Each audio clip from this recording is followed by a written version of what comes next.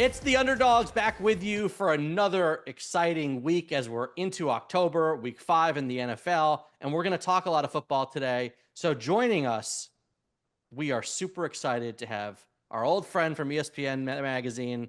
You know her on ESPN, Mina Kimes. Mina, welcome. I'm Jordan. That's Peter. We've missed you. Hello. Yeah, ESPN the magazine. R.I.P. What a masthead that was. Yeah. Don't even get me started back to the days of the New York office. And sadly outdated concept, but great in its day and for any day. Welcome, Mina. Imagine reading as a whole, as an idea, like a concept. Thanks for being here. This is exciting for us, especially on the week where the Giants are playing the Seahawks. Yeah. Whew. Yeah. We kind of staged it that way, I think, right? This is the week we would have wanted. So we are 3 Giants fans, Peter, myself, and our producer, Sarah. I almost wore the DraftKings Giants sweatshirt they sent me, but it's too depressing. I start to think about passes that are thrown more than 20 yards downfield, and then I get deflated too. It's an interesting season. We're early, but the analytics of what's going on are really interesting. We've talked about how we've seen a decline in scoring, decline in passing relative to rushing, more chaos. And we've talked about, we think that all of those things are blending together to create this crazy trend, which kept up through last week of underdogs doing really well. 10-5-1 against the spread again last week. I think because there's more chaos. I think because scoring is down. But how do you see it? Why are these deep dogs in particular?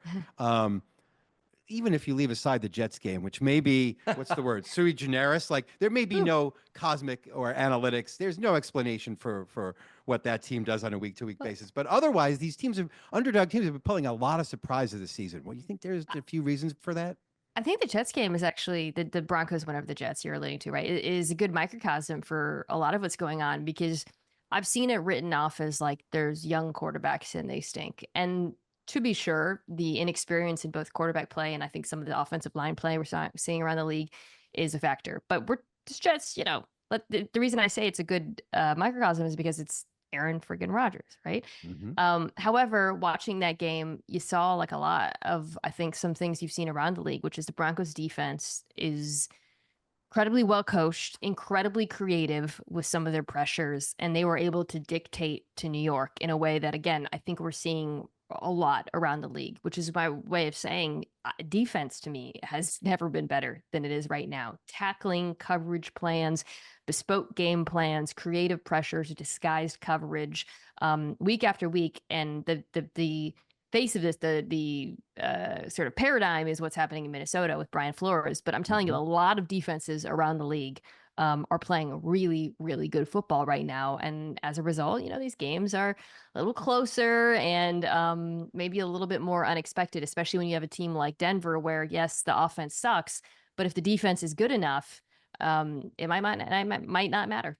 Does it make you a believer? Take it one step. Yeah, go ahead. I was just going to ask if it makes you a believer in any teams that you weren't strong on before the start of the season. You mentioned Minnesota. I'm thinking maybe also Pittsburgh. I mean, Denver?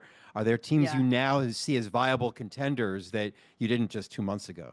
Pittsburgh's a good example. I was low on them because I thought Russell Wilson was starting, and it isn't to say that Justin Fields is like amazing, although I think he's playing good football, probably the best football of his career.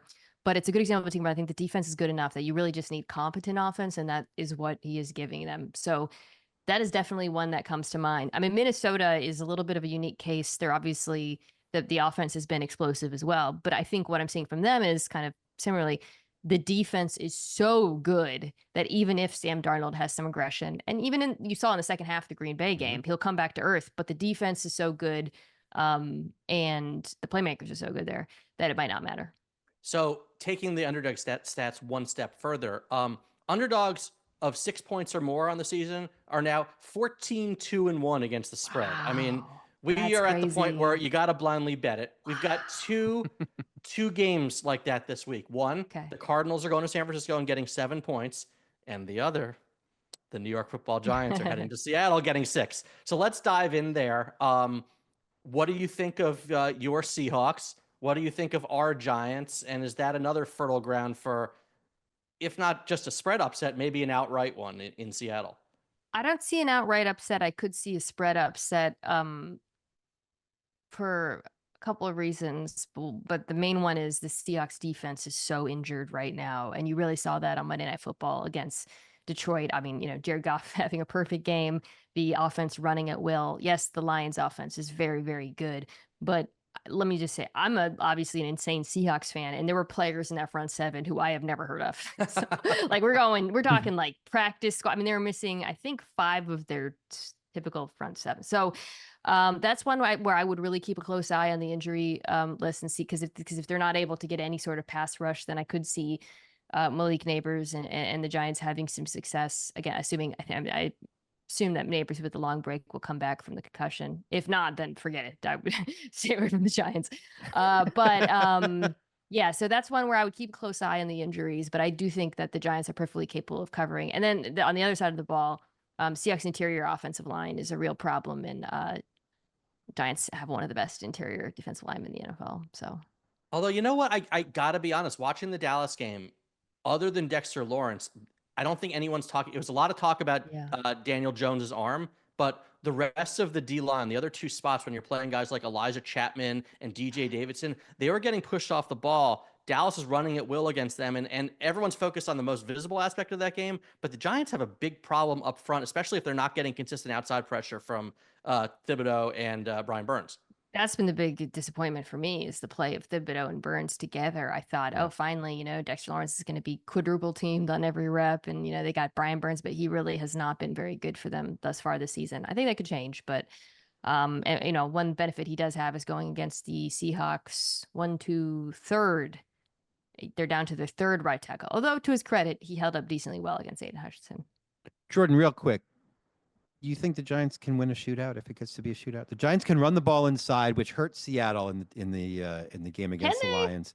Can they run the ball inside? Can they? I mean, well, can they? They didn't. We thought they were going to chew up Dallas's run defense, and so they someone didn't. on the show said take Devin Singletary's over in rush yards, and man, I was looking for Tyrone Tracy overs, But the other thing is, Geno's great at passing to the sidelines, and I'm worried about the Giants secondary holding up, because they got a couple of injured guys and replacements in there, and the underthrows do worry me, and red zone stuff usually doesn't worry me, but Giants have been particularly horrible about converting. Couldn't they win this if it gets into a shootout? Well, my answer is you can't predict baseball, Susan. I mean, I would have given you 50 answers to these other 16 games about why these teams couldn't win. So at some point I have to stop being surprised. And as Mina said earlier, there's just a smaller margin between teams right now in terms of the way the game is being played. So it doesn't take much, a fumble here, a holding penalty there, a pass interference, to shift the course of the game.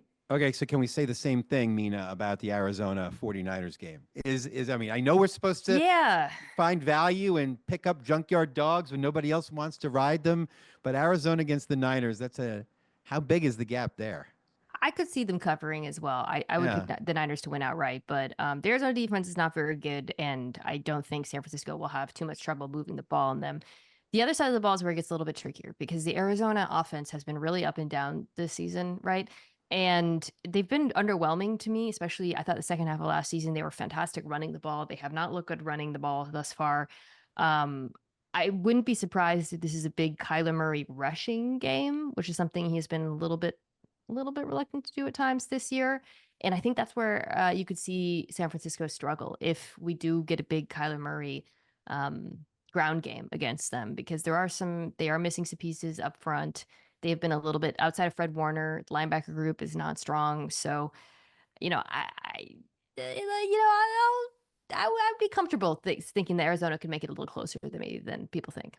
Real quick, before we let you go and you go do your own podcast, there's a lot of really unexpected things that have happened already this year. Team records, what you mentioned, Minnesota already, plenty of teams on the other end of the spectrum. What to you is the most unlikely, unexpected thing you've seen so far this year? Oh boy. I mean, it's hard not to, I thought I liked Jada Daniels, but thus far this year, through 4 games, he's breaking records. I did not see that coming. And actually what's been unexpected to me about that Washington offense is not Daniels, but I thought the offensive line was going to be a serious problem. And you Mhm. know, they like I said, the Cardinals defense is not very good. Bengals defense is also pretty bad. So we'll see how that they hold up against the better defenses that lie ahead. And they are facing a bunch of good ones in the next few weeks.